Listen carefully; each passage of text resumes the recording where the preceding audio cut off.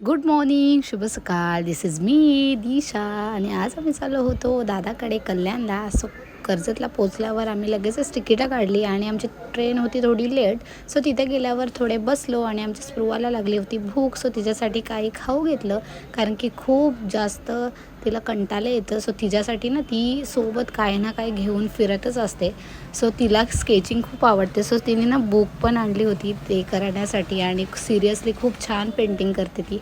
थोड्या वेळातच आम्ही दादाकडे पोचलो आणि गेल्यावर वहिनीने मस्त लिंबू सरबत केला होता कारण की एवढी गरमी आहे ना, बापरे. नंतर मग चहा घेतला आणि आमचे शेठ दादा घरी आला होता. सो त्यानंतर मग बऱ्याच दिवसानंतर सगळी भेटली होती. सो गप्पा गोष्टी केल्या आणि नंतर मग लगेचच जेवून घेतलं.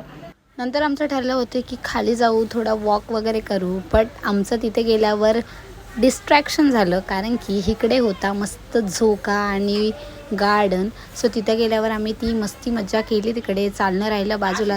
सो असंच फन आणि मस्ती बघण्यासाठी तुम्ही माझा नेक्स्ट ब्लॉग नक्की बघा. Bye bye.